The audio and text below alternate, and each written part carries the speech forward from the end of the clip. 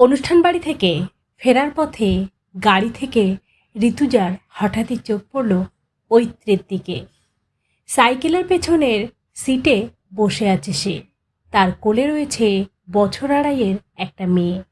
Cycle চালককে দেখে মনে হলো ওর স্বামীই হবে। তারা কিছু নিয়ে নিজেদের মধ্যে হাসাহাসি করছে। ঐত্রীর পরনে সাধারণ একটা কুর্তি ও প্লাজো, আর ওর স্বামীও সাধারণ একটা টি শার্ট ও ট্রাক প্যান্ট পরে আছে। ওদের পোশাক আশাক চালচলন দেখে স্পষ্ট বোঝা যায় ওদের পরিবারটা কতটা সাধারণ। অপরদিকে ঋতুজার পায়ের জুতো থেকে শুরু করে মাথার ক্লিপ পর্যন্ত আভিজাত্যের মোড়কে জড়ানো। কলকাতার নামকরা অ্যাপার্টমেন্টে তাদের বাস।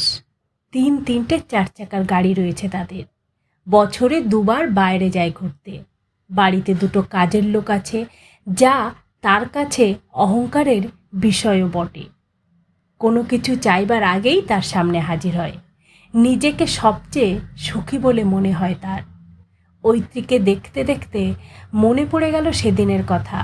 আদি ঢাকেশ্বরী থেকে বেরোনোর সময় গড়িয়াহাটের মোড়ে দেখা হয়েছিল তার সাথে। ওর হাতে ছিল বেশ কয়েকটা প্লাস্টিকের ক্যারি ব্যাগ। তাতে ছিল ফুটের দোকান থেকে কেনা কিছু জামা কাপড়। দূর থেকে ঋতুজাকে দেখতে পেয়ে একগাল হেসে ঐত্রী প্রায় ছুটতে এসেছিল তার সঙ্গে আলাপ করতে। হয়তো সে ভুলতে পারেনি তাদের স্কুল জীবনের কথা, তার বেস্ট ফ্রেন্ড ঋতুজার কথা, একসঙ্গে টিফিন শেয়ার করার কথা, দুজন একসঙ্গে বসে নানান গল্প করার কথা, একজন স্কুলে না এলে অপরজনের মন খারাপের কথা, একজন শাস্তি পেলে আরেকজনেরও ইচ্ছে করে শাস্তি নেওয়ার কথা। এছাড়াও রয়েছে মান অভিমান, কথা কাটাকাটি, এমনও কত শত স্মৃতির কথা যা বলে শেষ হওয়ার নয়। তাছাড়া ঋতুজাকে তো কম সাহায্য করেনি সে। নিজের ক্লাসওয়ার্ক শেষ করে ঋতুজার পড়ে থাকা ক্লাসওয়ার্কগুলো করে দিয়েছে সে। মাঝে মধ্যে হোমওয়ার্কগুলোও করে দিতে হতো তাকে। ঋতুজাকে সাহায্য করার জন্য তার হাতের লেখা পর্যন্ত নকল করে নিয়েছিল সে। তারপর স্কুল জীবনের সাথে সাথে কালের নিয়মে হারিয়ে যায় তারাও। তাই হঠাৎ করে এত বছর পর ঋতুজাকে দেখতে পেয়ে নিজেকে আর ধরে রাখতে পারেনি ঐত্রী। কিন্তু সেদিন ঐত্রীর সঙ্গে কথা বলতে আত্মসম্মানে বেঁধেছিল ঋতুজার। হাবেভাবে বুঝিয়ে দিয়েছিল সে কথা। ঐত্রীও বেস্ট ফ্রেন্ডের মনের কথা বুঝতে পেরে একটা মুচকি হেসে বলেছিল, জানিস তো, আমার হয়তো তোর মতো অত টাকা নেই, তবুও আমি খুব সুখে আছি। একজন মনের মতো মানুষ পেয়েছি। তারপর সে অন্য একটা অজুহাত দেখিয়ে দ্রুত সেখান থেকে চলে গিয়েছিল। আজ ঋতুজা বুঝতে পারছে সেদিন কেন সে মুচকি হেসেছিল।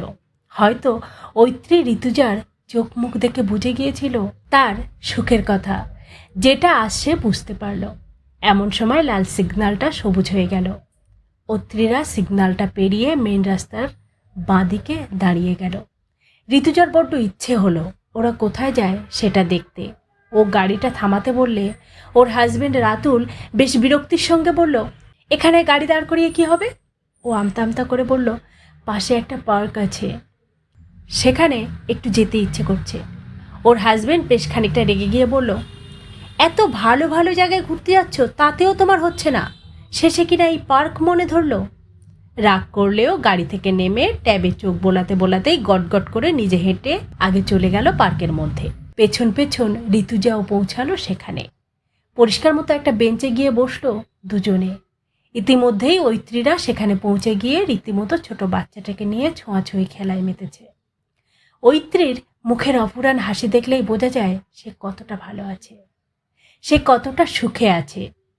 ওদের দেখতে দেখতে ঋতুজা ভাবল, আমরাও তো গিয়েছি অনেক জায়গায় ঘুরতে, সাগর, নদী, পাহাড়, কোনো কিছুই বাদ যায়নি। এমনকি বিদেশেও গিয়েছি বেশ কয়েকবার।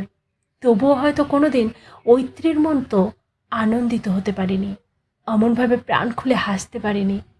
আনন্দে যে পাইনি তা নয়, কিন্তু হাজার হাজার টাকা খরচ করে পাওয়া আনন্দ আজ ফিকে হয়ে যাচ্ছে ঐত্রীর কাছে। কই রাতুল তো কখনো অমনভাবে খেলেনি ওর আর ওর মেয়ের সাথে।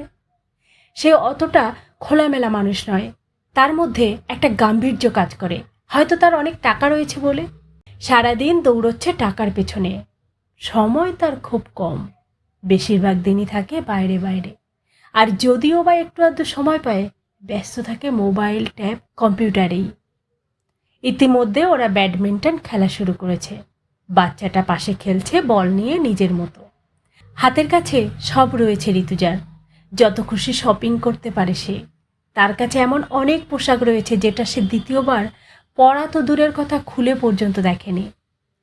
বাড়ির সব কিছুই তার কথা মতো হয়, লকারে ভর্তি সোনা ও হীরের গয়না। ইচ্ছা করলে যেখানে খুশি যেতে পারে। মাঝে মাঝে ক্লাবে যায়, বন্ধুদের সঙ্গে পার্টি করে। তবুও কেন জানি না আজ ঐত্রীকে দেখে বড্ড হিংসা হচ্ছে তার। এক অজানা কষ্ট তাকে কুড়ে কুড়ে খাচ্ছে। বিনোদনের হাজার সামগ্রী ও পন্থা থাকার সত্ত্বেও একাকিত্ব একটু একটু করে যে তাকে গ্রাস করছে, সে তা ভালো করেই বুঝতে পারছে। আজ সে বুঝতে পারছে স্বাচ্ছন্দ্য জিনিসটা সুখ নয়। সুখ আর স্বাচ্ছন্দ্যের মধ্যে রয়েছে আকাশ পাতাল পার্থক্য। আসল সুখেই তো ঐত্রী।